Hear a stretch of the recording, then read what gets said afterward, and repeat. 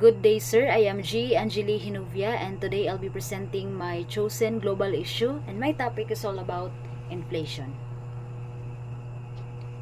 First, we have this. We'll be tackling about what is global inflation. Inflation is a global issue, the past and present status of global inflation, the facets of inflation, its effects in daily life, and what are the possible solutions I can propose in order to contribute or to solve this issue. Why inflation is a global issue?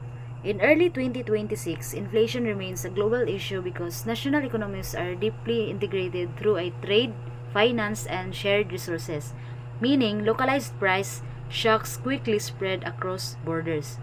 Why we can consider as inflation as a global issue? It's because first we have the shared commodity shocks. Global oil price fluctuations drive over 38% of the variation in international inflation, and we all know that ang oil is gamit jud siya tibok kalibutan kay magamit man siya everyday sa mga tao.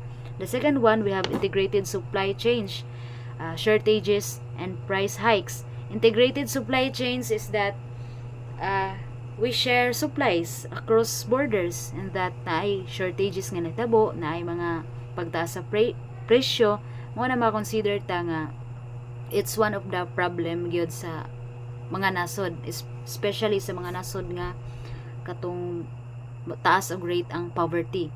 So last, we have geopolitical conflict. It threaten global commodity markets and keep inflation volatile across diverse regions. So an example for this is katong conflict between sa Middle East, katong about sa two country nga na sila'y conflict, na sila'y problem in terms of this and that nga naapektuhan ang pag-process sa mga goods and services. So makaingon ta nga ma-consider na to as ang inflation as a global issue. It's because dili ra isa ka country ang naapektuhan, and also ang ato manggong economy, ato ang mga gi-consume is interconnected siya, not just only in one country but across nations. So therefore makakonclude ta nga inflation is really one of the top global issue nga ato ang na-experience. What is global inflation? Global inflation represents a central pillar of macroeconomic analysis, shaping household purchasing power, production efficiency, financial stability, government expenditure patterns, and international competitiveness. Rather than a spike in a single product, inflation represents a broad upward movement that affects the entire basket of consumer goods. When inflation occurs, each unit of currency buys fewer goods and services than it did in the previous periods, effectively acting as a hidden tax on fixed income earners and savers. So this information is came from IMF or the International Monetary Fund. So ako lang nang gi-search na ko siya sa Google, and IMF mao dito ang information sa inflation.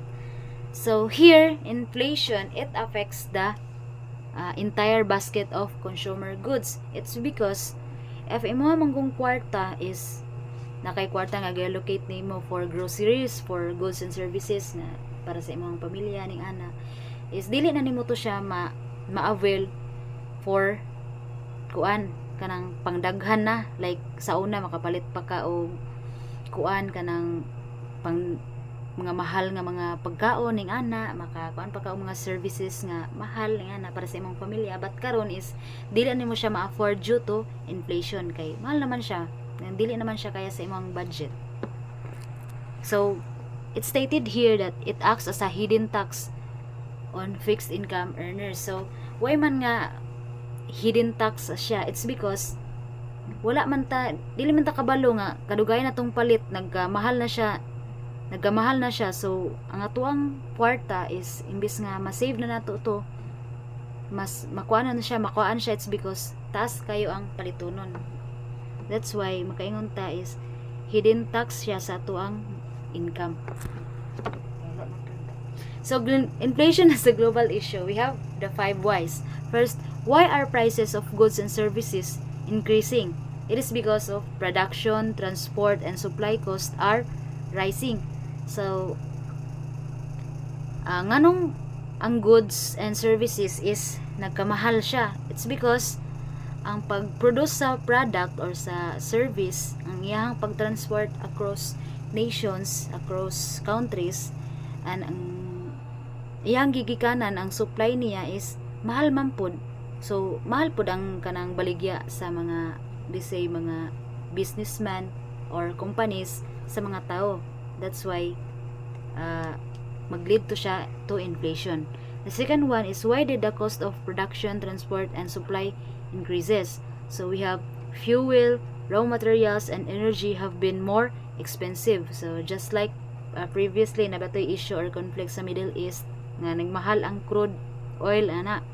So by that makaingon ta nga nagmahal pod ang production og ang transport, we say transport kanang mga pagbayad nimo sa biyahe-biyahe ka nga na mga gina-consume nimo nakamahal pod siya kay ang gigikanan man pod ato nga gikuhaan is mahal man pod, so mahal pod ang balik ana sa imuha as a consumer. So why have fuel, raw materials, and energy prices gone up globally? So we have high demand and limited supply worldwide.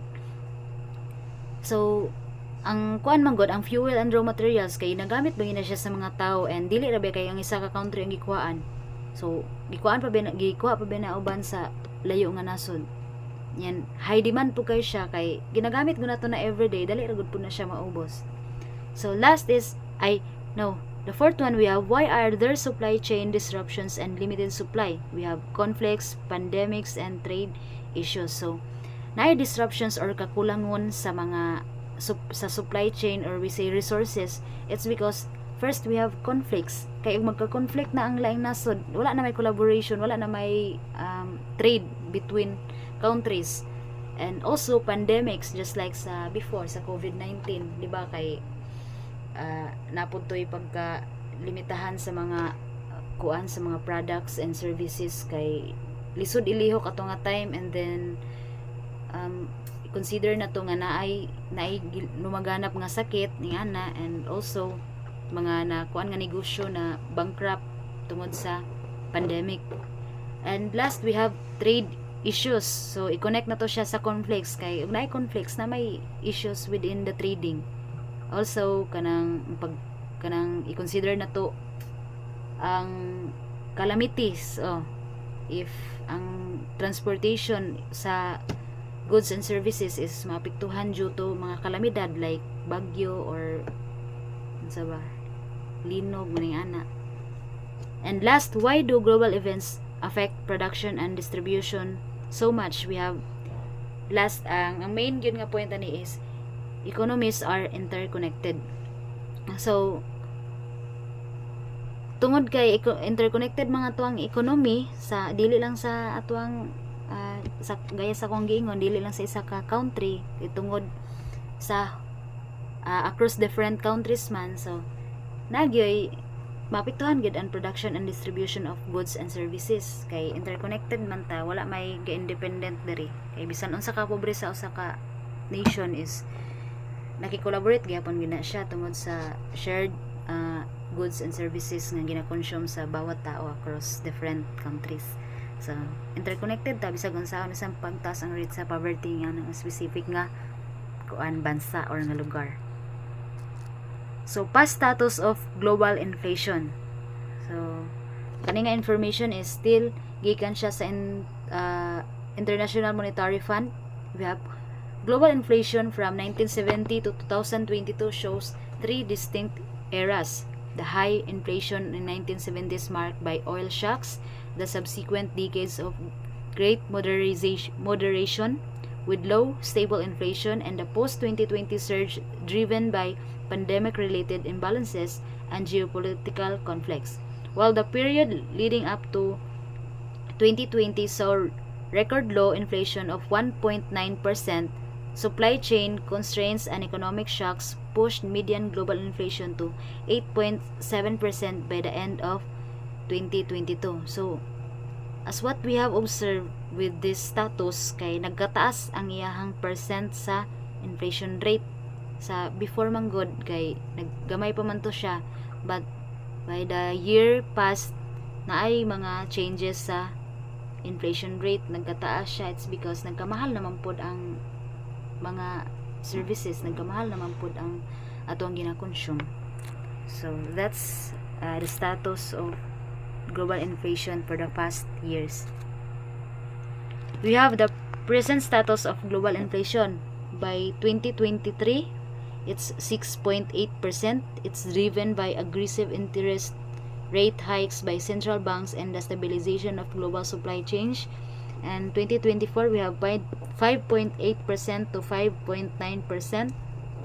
By 2025, 4.2% to 4.5%, and by 2026 at 3.7% to 4.0%. By January we have 3.7%, and April 3.7%, and 4.0% or 4%. So anyong naobserbaran sa present status niya is nagkagamay siya, nagkagamay ang iyahang kuan, pero bisag gamay siya, makapekto gyapon siya sa mga consumers. Kita nga consumers sa kuan sa bawat nation, kay taas raman gyapon siya unlike before. So continuation with the present status of global inflation, you can access this sa kaning link sa inflation rates. If ato inyohan ang i-click, ma-direct mo sa website nga makascan og og pila jud ang inflation rate sa different countries. So inyo rang itap kanang mga gablo nga part is mo show na dayon og pilang percentage sa inflation rate sa bawat countries globally. So let's move to the three facets of inflation. First, we have the excessive aggregate demand. We have demand pull. It occurs when the aggregate demand for goods and services outstrips the global economy's capacity to produce them. We have the monetary or fiscal stimulus, the pent-up consumption. So here the idea is demand pull. In demand pull, kay demand ang goods and services. So kay demand man siya, kuan siya nga ang goods and services is limit ba, so dili na siya ka-produce, wala na kuan kanang sa iyang capacity nga maka-produce, dili na niya maakupahan ang mga tao, dili na niya makupahan ang og kanang hatag ang different nga lugar, laylay nga lugar. So by that, dira na rin mo occur ang inflation. So kay daghan man ang taas man ang demand, ya gamay ang supply. So magtaas ang inflation, mag-increase ang mag-increase ang prices sa we say mga pagkaon, sa mga services, kay gidemand man siya. No choice man ang mga tao kay mapalit ani kay kinahanglan man. So magtaas sila og presyo, and by that na inflation yung mahitabo. So next, we have supply side disruptions or cost push. It is driven by rising cost of production which companies passed on to consumers in the form of higher prices. We have commodity price shocks, supply chain disruptions. So here is that cost push. Diri is mapugsan ta nga mga tao as consumers, no, nga mopalit sa product or sa service. It's because kay kinahanglanan man nato, and ang kato nga product is from the companies or businessman or unsa ka na mga namaligya, gipalit man pud to nila sa mahal pud nga presyo. So ipasa pud to nila nga mahal nga presyo, mas palabuan pa nila kay syempre ilang goal pud is to earn mga ginansya sila, kay para pud sa ilahang good. So ila tong ipasa sa atua tong mahal nila nga pagpalit, syempre madubol pud to, no, kay kinahanglan pud sila mo ginansya. So by that, nanaw gyapon mag-exist na pud si inflation, kay mas mahal na gud gikan ang product. So mas mamahal pa gid siya og mabaligya na og mapalit na siya atua as consumer. So last, we have the built-in inflation and expectations. It is a psychological and structural facet where expectations of future price increases become self-fulfilling. We have wage price spiral as workers expect prices to rise, they demand higher wages. To maintain profit margins, firms raise prices further, creating reinforcing cycle and anchored expectations. So here is from the word psychological is it is came from sa mga workers. So we say ang workers sa isa company is nag-expect siya nga ang prices is mag-increase siya by 2 months, so mag-demand sila nga dako ilang sweldo. And in the other side po sa mga nagpatrabaho, we say mga kumpanya is magpa-increase po sila og prices sa mga ilang gibaligya kay nag-increase ay nagpa-increase man ang katong mga trabahante og sweldo nga na bitaw. So bali from the word nga cycle siya, bali nagkuan man gud nagdemand ang worker. So ang katupong company nga na ay nagbaligya og mga goods and services is it would result pod nga magmahal pod siya sa mga prices kay nagkuan man siya, magbayad na pod baya siya. We say ang company is dako siya og kanang dako siya nga company, daghang workers. So naay kanang naay tuyok nga nahitabo ba, murag tuyok-tuyok ra ang problem. So by that naatay inflation yung mahitabo. It's because of an anchored expectations. Nagtuyok-tuyok ra ang problema from workers to companies, singana.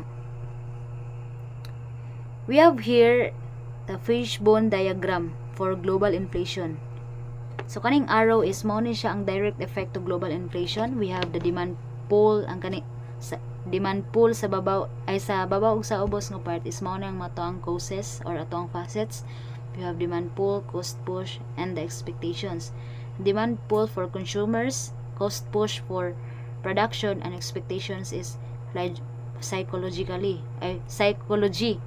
So we have demand pull is for consumers kay as magdemand ang product, magkamahal pod kay demand man siya, no choice sa mga tao. And cost push is for production kay kung ang product is gagikan siya nga mahal ang pagpalit, so mahal pod ang pagbaligya. And expectation psychology kay expectations man siya sa mga tao nga magmahal ang price sa mga product, so magmahal pod ang ang baligya sa mga companies. For example, worker ka nagdemand ka og sweldo nga taas kay expect na nga magmahal pod for the next 2 months. So ang katong kumpanya nga imuhang kuanan nga gitrabahoan, say for example na sila gibaligya pod nga mga product, magmahal pod to, so mao toy maka cost of inflation. So much for that. We have effects of global inflation. So we observe, no, or obviously or technically global inflation is negative na gud siya kay issue gud siya, inflation problema gud siya, dili lang sa isa ka lugar. So we have its effects. First is decrease in purchasing power. Money buy less. So decrease in purchasing power. So ikaw nga na kay budget sa imong sweldo, we say na kay sweldo nga 5,000 earning ana. So gamay na lang imong mapalit ana. Kay for example biya karon if magdala ka sa kalibo kay mamalinggi ka, gamay ra kay imong mapalit tungod ana. So naay decrease in purchasing power. Kung imong isa kalibo makapalit na nag pila-pila ka ikubag nga groceries, iniguli nimo karon sa karon nga time is isa lang na kay ikubag. So ma-decrease imong power of as a consumer. Yan na. Rising cost of basic goods, food, fuel, utilities.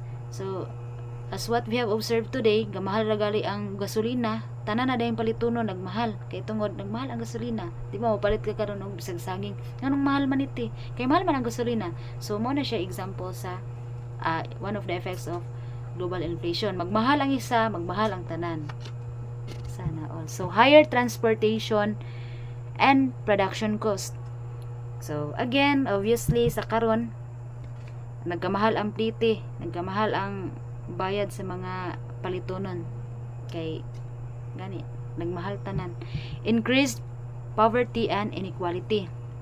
Nganong mag-increase man ang poverty? It's because ang mga pobre mas mopobre pa sila kay mga dato kay napamantoy time nga murag ma-lessen sa sila, but ang katong mga pobre is manang gyud samot sila ka pobre tuon kay nagkamahal naman ang palitonon.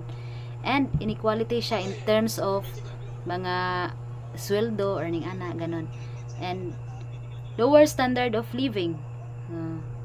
So connected siya sa poverty kay inflation man apektahan inyong pamuyo, inyong attitude towards consuming yana.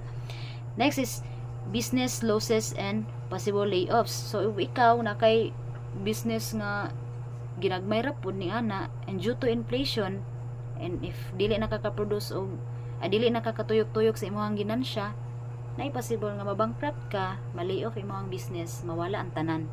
So next is lower economic growth. If na inflation, kay syempre ang mga tao mag-budget po to sila, di sila maka-buy for unsa pa na nga mga goods and services. So mas low ang pag-grow sa economy, we say sa specific nga lugar, or we say sa Pilipinas. Biya karon ay inflation nya, ang mga tao kay magkuan ba po na sila, magdepende ba po na sila sa ilang mga sweldo. So walay cycle nga mahitabo, dili mo grow nga tuang economy sa tuang bansa tungod sa inflation. Next is higher interest rates sa loans, sa mga banks niya na loans become expensive kay inflation man, of course magmahal po na sila. Next is currency value may weaken kay it's because food also nga inflation good. So ang imong kwarta is it buys less today than yesterday. So dili na mo makapalit og daghan kung unsa man imong attitude as a consumers before, kay inflation man apektahan man ng tanan, apektahan man ng imong pocket. So last is the possible solutions and role as an educator and citizen. So today I'll be discussing only suggestion na po na ko ni siya ha. It depends on you. You can kuan man kay you can interfere kay ako maning solution po. Example lang po din ako po. It's not directly nga maka-solve sa global issue as a whole ha, but only to contribute kay dili bigid pod na ko makaya solve ang global inflation. So contribute lang ta, and suggestion lang po na ko siya. So first is international cooperation. So kani is very very important jud kay ni, kay what if magkahiusa na lang dayon tanang nasud no, kay para ma-fix na ang problem, kay natay unity ba, kay magkahiusa lang gud ta kay indot kay mabuhi nga na peace nga na, just like karon bitaha kay na lesson atong conflict between Middle East. So dapat magkahiusa ta kay para wala na problema, para fair and square ang dagan sa tuang mga lives. Next, we have monetary policy control or interest rates. So dapat jud nga mahal ang interest sa mga loans, sa mga magpautang, kay para dili na si pangutang ang mga tao. Yan na. Next is kick corrupts. Kay mag-start gid diba sa pag-lead sa government. Kay if weak ang nag-lead sa government, if gubot, if di ka balo mo dala, mas musamot ang problema sa isa ka nasod, especially in terms of this issue, we say inflation. Dapat kaon ng mga corrupt, kay imbis pa noon magamit to mga kwarta nga ato ang gipay as taxes para masolve ang issue or para mabalik sa normal, mas masamot pa noon. So next, we have support for local production. So if natay mapalit nga mga products and services within sa ato lang, why not i-support lang po nato na yan na mo lang po nang ato ang i-serve as i-consume, kaya para dito magsalig sa mga exported na mga product nga nasa gawas. Energy diversification. So dili lang ta mag-rely sa mga mapalit na mga pagkaon or ning ana, why not mag-try po tag in terms of sustainability, mga utan-utan ning ana, kay para dili ta kay makagasto, wala na inflation nga mahitabo. So wala na taas sa demand. Last is price monitoring and regulation. So dapat pod as a consumers update ka, aware ka kung unsa nay dagan sa price sa goods and services, kay para pod aware ka sa issue. Last is possible solutions or role as an educator citizen. So pedagogy of financial literacy. So I will integrate crisis budgeting into my curriculum. So as a teacher niya, So teaching students the difference between needs and wants during a high inflation era helps families manage their purchasing power more effectively. So as a teacher, as a teacher na nga side nako, ako ang i-integrate ang financial literacy into my class kay especially sa kuang field kay mathematics. So gamit jud kay mga numbers dira, mga kwarta. So diri sa ako ang i-differentiate if I explain sila ha unsa ka importante ang unahon ang needs, or we say if set aside sa ang wants, kay para pod mas grow sila ba or mas ma-learn nila og how to be a responsible consumer nga na. So, if ma-integrate na akong financial literacy, so nanas like information ng how to budget or in the future nila nga mga life unsaon pag stand along with the issue of global inflation. So next is we have developing critical consumerism. So I'll use my classroom to teach students how to analyze market trends. When students understand why prices are rising, they are less likely to participate in panic buying. So especially if magtudlo tawag high school no, kay atos nilang i-inform nga sa ilang ginapalit nga snacks, nga i-monitor if nagkamahal ba ning ana, kay para pod dili bitaw sila ingon nga palit lang nga as early as bata pa sila kabalo na sila og aware na sila sa mga prices sa ilang gina-consume nga mga pagkaon or services, kay para to participate less likely to participate panic buying, dili sige palit-palit nga dapat na i-control. Third is by promoting sustainability education. I'll teach the next generation how to reduce their dependence on the hyper-inflated global market. So, the sustainability education here is simply like, tudloan ako sila like gardening, simple gardening. Kay, if magsigil ng tag-rely sa mga mapalit na to sa mga markets like mga instance, mga ning ana, so, maapektuhan na to ang kuan niya, di pagid healthy, maapektuhan na to ang mga bulsa, to ang kwarta. So why not i-apply na to ang kuan sustainability education. So by that malis ato ang pagpalit-palit sa mga tindahan, kay nagrely man pud ta sa kuan nagrely man pud ta sa mga makikita nato sa tuang palibot like sa sa garden, sa tuang garden nga na mga vegetables and fruits. Thus is ako na ni basahon. As a citizen, I can help address global inflation by being mindful of my spending and focusing only on my basic needs. So here is that though it not directly kanang solve the problem no, but by this I can contribute naman pod o sa pag solve sa global inflation. Kay though ikaw lang sa imong kaugalingon, aware pug ka ba og kanang dili lang kay naka-contribute ka but also tabang pug ka sa imong kaugalingon no as a citizen nga unsa pug ka mahimong disiplinado in terms of natay gikaharap nga issue like kani sa inflation. So we have by avoiding unnecessary purchases, I can somehow reduce demand and contribute to more stable prices in my own small way. So dili ko magpataka og palit niya na as a consumer, dili mo pataka og palit og dili ka importante niya na. But dapat ang katulang mga basic needs. I can also support local products and businesses instead of always relying on imported goods which are more affected by global price changes. So if makaya og unsa lang tong naa sa tuang mga localized products, dili lang kay magkuan pa ka, mag-order pa ka og unsa pa gitong products ng mga import. So why not support na to og unsa ang naa sa ato ang area, ganon.